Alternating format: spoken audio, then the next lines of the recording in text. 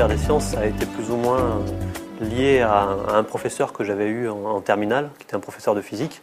Grosso modo, j'étais pas forcément l'élève le plus brillant de la classe, on va dire. Mais il y a une matière qui me plaisait bien, c'était la physique, parce que c'était un peu lié à la personnalité du prof. Et grosso modo, c'est quelque chose d'un petit peu un peu bête, mais bon, on a un prof qu'on aime bien, donc on a envie de lui faire plaisir, donc on bûche un peu plus sa matière. Et puis voilà, de fil en aiguille, je me suis retrouvé à faire de la physique. Donc c'est comme ça que j'ai atterri en fac de sciences au début de mon cursus de physicien, on va dire. Au cours de mes 3 ans de thèse, j'ai pu travailler sur des composants électroniques en fait, de laboratoires, enfin d'entreprises qui travaillaient avec le laboratoire. Donc du coup, j'ai pu participer à des réunions d'avancement de projet, etc. avec ces industriels. Donc au fur et à mesure, on côtoie les gens et on commence à se développer une sorte d'embryon de réseau professionnel. Donc de toute façon, c'est la même histoire que partout ailleurs. Hein. L'histoire, c'est d'avoir un réseau de contacts et de gens qu'on connaît. De fil en aiguille, en fait, j'ai pu développer des liens plus ou moins personnels avec certaines personnes, etc. Et donc, du coup, j'ai pu concevoir en fait et maturer ce projet de créer une entreprise autour de la caractérisation de composants électroniques, et en pensant derrière tout ça à la personne avec qui j'allais travailler. Donc, grosso modo, il y avait quelques entreprises en France. Donc ça a été vraiment l'idée de départ.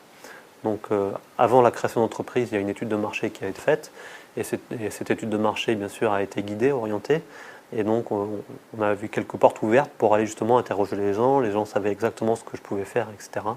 Donc, ça a permis d'initier ce réseau professionnel. La société a été créée par 3 associés, donc 3 docteurs issus du laboratoire XLIM. Donc, pourquoi 3 docteurs? Ça peut paraître un peu bizarre, parce que justement, quand on crée une entreprise à plusieurs au départ, il vaut mieux avoir des profils un peu divers. Mais là, on est sur des activités techniques assez pointues, donc il faut forcément des gens qui savent de quoi ils vont parler pour pouvoir les vendre derrière. Et cependant, on avait quand même des profils complémentaires dans le sens où les 3 docteurs avaient une spécialité différente, une spécialité technique différente, qui permettait dès le départ de créer une masse critique en fait pour pouvoir offrir quelque chose au marché. C'est-à-dire, moi, j'avais plutôt une compétence en termes de mesure de composants. Le deuxième associé, lui, avait plutôt des compétences en termes de modélisation, c'est-à-dire qu'il utilisait les mesures que moi je faisais, et donc il faisait le modèle équivalent de composants, on ne va pas trop rentrer dans les détails. Et le troisième associé, lui, avait plutôt des compétences en termes de conception de circuits électroniques, et donc la conception de circuits électroniques faisait appel à l'utilisation de modèles, et qui elle-même faisait appel à l'utilisation de mesures. Donc ça a été le noyau initial en fait, de l'activité de la société. Et puis au fur et à mesure, bien sûr, on a confronté notre idée de business model qu'on avait par rapport à la réalité, ce qui nous a fait un peu évoluer dans des directions qu'on n'aurait pas forcément prévues au départ. Et au fur et à mesure des directions prises, on a complété l'équipe avec les compétences qui allaient bien.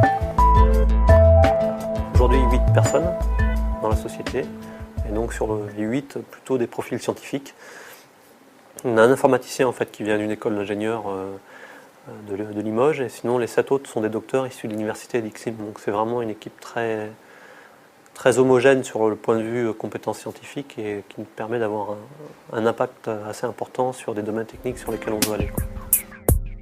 Aujourd'hui, on travaille principalement pour les applications. En fait, nos activités sont liées aux applications de télécommunications, de manière large, que ce soit au niveau spatial ou défense plutôt.